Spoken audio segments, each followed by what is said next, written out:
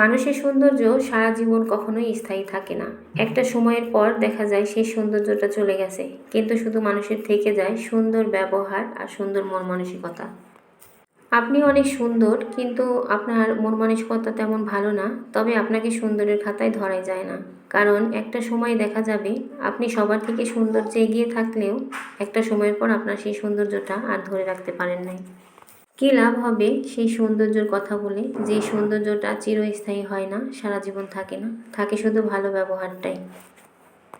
Hello everyone, আসসালামু আলাইকুম। সবাই কেমন আছেন?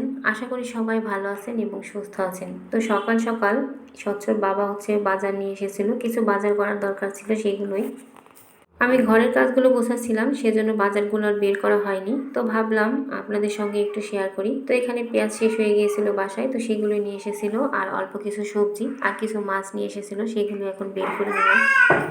বাজারগুলো গুছিয়ে রেখেছি, তারপর মাছগুলো বের করতে চলে আসলাম। জানি না কি মাছ এনেছে, তো বের করে দেখলাম না, বেশ ভালো সুন্দর মাছগুলো এনেছে, আর আমার পছন্দের মাছগুলো নিয়ে এসেছে। যেহেতু রমজান মাস, রোজা থেকে কাজ করা, মাছ কাটা একটু কষ্টেরই, সেজন্য অল্প অল্প করেই মাছ নিয়ে এসেছিল, তো আমার কথা ভেবেই।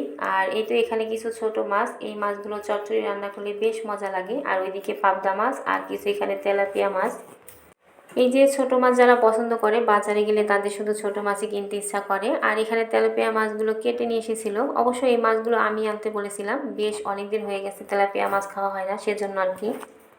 ঘরের টুকিটাকি কাজগুলো গুছিয়ে নিয়েছি, তারপর এক ফাঁকে চলে এসেছি মাছগুলো কাটতে। আসলে মাছ কাটতে আমার ভালোই লাগে, তবে রোজার মধ্যে একটু কাজ করা একটু কষ্টই হয়ে যায়। সেহরি খাওয়ার সময় মানে খাওয়ার পর সবগুলো কাজই গুছিয়ে রেখেছিলাম, এজন্য আর কি দিনের বেলায় অনেকটা সময় পাই।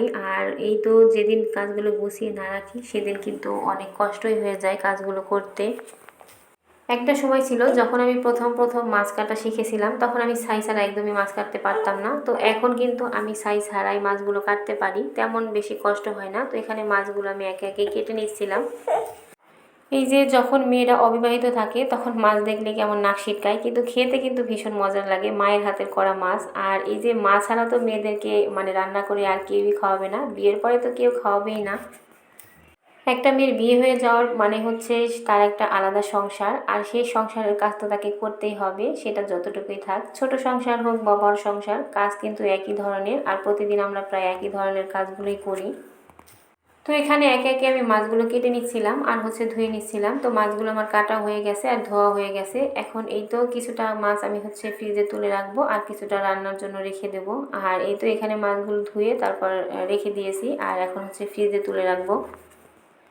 দুপুরের পর থেকে তো আবার ইফতারের জন্য অনেকটা সময় পার করতে হয়। আর এখানে এই যে আজকে হঠাৎ করে মনে হলো একটু নান বানাই। তো আজকে আমি প্রথমবারই বাসায় নান বানাচ্ছিলাম, জানি না কেমন হবে, তবে একটু ট্রাই করে দেখি কেমন হয়। তো এখানে আমি ময়দা নিয়েছিলাম, তারপর এর মধ্যে ইস্ট মিশালাম।